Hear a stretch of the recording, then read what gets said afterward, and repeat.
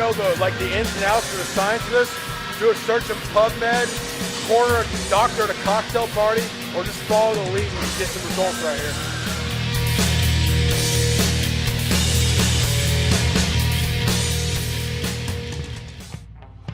Fastest and the roughest arm workout I had in a long time.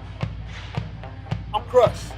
Tomorrow I know they're gonna be good. No, tonight I'm gonna be good and cramped up tonight.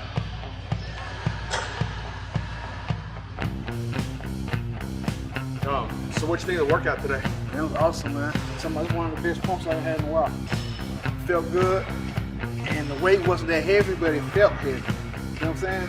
Usually I try to put on 45 plates and quarter and low. And today I did lesser sets, lesser weight, and I got an awesome pump, as you can see.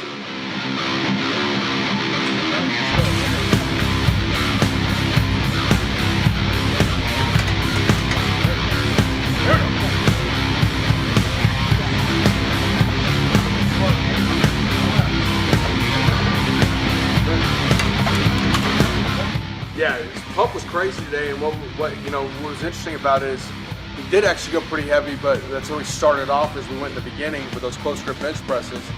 Just basically at 400 pounds with the bands on there. Then we did like the heavy one-arm eccentric barbell curls, and hardly anybody does eccentrics, especially when it comes to biceps. So I mean, he did go very heavy. It's just instead of we went more, I guess. He isolated in different ways, so that's extremely heavy for that movement. So, he could put on 300 pounds and swing it up as a cheat curl, but this, for that particular movement, was very heavy. So we did a very wide variety of rep ranges, a totally holistic approach. You obviously couldn't do a workout like this every single day of the week, week in, week out, and overtrain, because I mean, this is a very holistic, tough workout. If you guys ever heard the story of Milo of Croton, the Greek mythology, Milo was the best wrestler in antiquity in Greece, and the story has it is he had a baby calf, and he picked up that calf every day, and that calf grew into a bull, and he became the strongest man in the world.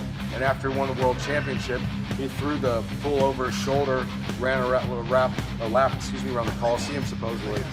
So, mythology or not, that's the point. It's progressive overload.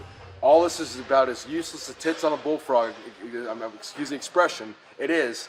If you're not hitting, if you're not progressively adding weight in the bar. The bottom line is you got to add weight to the bar. You just can't compromise form to do it.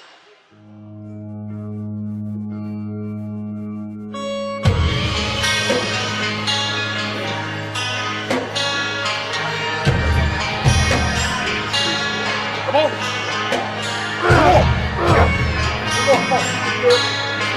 Come on, Tyrus. Yep, got it. Come on, finish it. Nice one right here. Come on. There you go. I ain't gonna lie to you, man. He gonna motivate me to keep on pushing them legs up, because I ain't been there in a while to where I wasn't like driving the car. So I'm able to cut off my mind. But with hearing his own voice, he was like pushing me through those extra reps. It had got to the point to where I went down to like 10 pounds, probably the 5. Yeah, man. 5 pound dumbbells, and that felt like 100 pounds. So that's how much I was burning, and how my arms were fatigued. Definitely doing the bands at first. I think the bands got me at first. They did. Because the bands overload the whole because it kept me with the pump. I mean, with that deep pump the whole time. There's no relaxing. No, there's no relaxing. If you relax, that bar should come down. That's what I felt. There is no. It overloads the whole. Instead of overloading part of the movement, it overloads the entire movement. Then with the 5-minute thing, going those on top of the shit overhead. Yeah. That right there kept it. That right there really killed me though. And what was amazing is he came back to his dips after that. The reason we would normally have gone with the dips first, but it's sort of, scientists might call it the principle of individual differences. Basically what he's saying is when he does dips heavy, he needs to do a lot before that to kind of warm them up. And a lot of guys that are over, say, like 35 years old, 33 years old and older, it's almost like a pre-exhaust type technique that's going to warm them up. And, they can go real heavy, and they're in such good condition that they can get away with it a little bit more ahead of time. And so that's why we went in that order. Normally, if it, like say his elbow hadn't been bothering him at all, we would have gone heavy dips, then gone to the cluster tricep set. Yes, and I know that What about comparatively, like, Jailhouse strong style training? Tell us, like, some of the stuff you kind of were telling us about before we got on camera here, like what you used to do. We would probably like on Fridays. No, Sunday mornings the gym be closed. So me and probably like 4 other guys, we would go in there and we would start with the 35s, and we had like 2 quarters on the bar. And the chains was on the bar already to keep us from picking up and hit somebody in the head. So you already got those big chains hanging down from the bar on both sides. Then you got 25-pound plates on each bar, welded on, just one on each side. So what we would do was grab the things and tie them on the bar, and they actually had chains on those too. Yeah. On the dumbbell. So we got chains on the bar already, and we got chains on the dumbbell. And we would be doing incline. We would do like 50 sets of incline. We would start from the 35, tie on the bar, move the bench down to the 45, to the 55, to the 65, to the 75, to the 85. Yeah. All the way down to the 100. Then we come back down. Gotcha. This all incline. And then we'll come back in the evening time and do the same thing on flat. It's in the same day. And we just, I used to be hurting so bad till it hurt like to the bone. Like it's like somebody had beat them off. That's how I'm beat them off. Right here and back here. I already know because I felt it in there. And this right here was like the same thing. This kind of put me back in that mind frame too. So hopefully this give me a push for a month on this day to keep me training like that. Yeah, absolutely, because there, it's gonna be more do or die, and that's how we train today. This was not just like, hey man, let's meet up and hang out. It was just like this right here was like really, you was really trying to kill us today, man. That's how it is. It's get kind of primordial here and just really take it to that level where it is sort of like, he was talking earlier about, I guess the best term would be a pecking order inside. Yes. So today, if that pecking order existed, we found the top of it today. Yes. So if he can maintain that pecking order, bring that in, we're in good shape.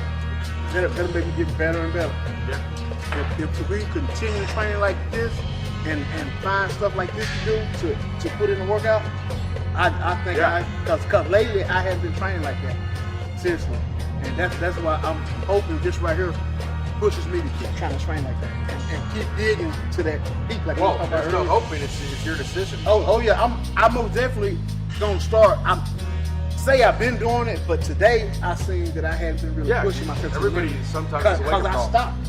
But with you was telling me to throw that extra rep. The extra rep in my mind telling me, man, you didn't do enough. You did enough. Just put it down.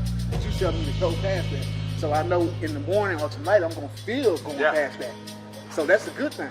Absolutely. And that's the feeling that I like. What's some of the craziest things you ever saw in the weight pile there? Some of the craziest things I saw. Oh, that probably was on me. I was doing the hundreds. It was some guys up there that's supposed to be strong. Yeah. They were up there doing them on our shoulder press. They were doing like 5 or 6 reps. Yeah. So what I do is I go up there without warming up. It's packed, and I just snatch it out the floor like this and do it like 40 times on one arm, talking to them the whole time, talking and just throw it. And it got chains on, so when I threw it, it broke off the chain. So when That's crazy. So when they break off the chain, they gonna take it for a couple weeks, and then they gonna reel it back up. Cause I always be the one that break it. Cause I always talk shit and I just throw it.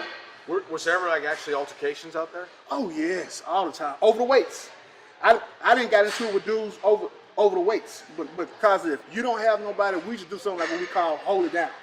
So I would pay somebody that work in the gym a pack of cigarettes a week to hold my weights down till I get in there. Cause it's 1,000 motherfuckers running in there when they call gym car. So this motherfuckers running trying to get to their weights. They gonna build this motherfucker the whole hour. So I would pay a dude, and if somebody fuck with him, then we'll handle him. But I would pay a dude to be up there holding him for me. He don't even work out, man. He just drink coffee and smoke cigarettes. So I give him cigarettes and coffee. So he hold them for me every gym call, and dudes be pissed, but they don't say nothing to me. What's a cigarette worth in like a pack of cigarettes? Cigarettes about 15, 20 bucks. Oh, jeez. Oh, yeah. Cigarettes? And don't talk about a carton. Man, a carton, man. See, they were being cartons on me. Because it was one day, man, I had on a button. I was dressed up one day because I was a trustee. So they used to get on the intercom and call me. Somebody in the gym talking shit. They'll say, send insane, because that's what you call me. Send insane to the gym. Somebody want to challenge you. So I go in the gym, they put on stairs, say that big dude right there want to challenge you. So I say, what are we doing? They say, we doing back arms. He doing back arms with 70. So I'm like, oh man, I ain't even got to warm up for that. But they're like, bet. I got 2 corners on him, I got 2 corners. This dude was big. Man, I went up there without warming up. That's how my elbow was fucked up. Bred 100s, 15 times without even unbuttoning my shirt or nothing. Kickbacks, like we was doing that, and throw them. Won three quarters, man. Everybody going crazy. I ain't even unbuttoned my shirt. I'm talking shit. I just got the shit and passed out and just smashed out.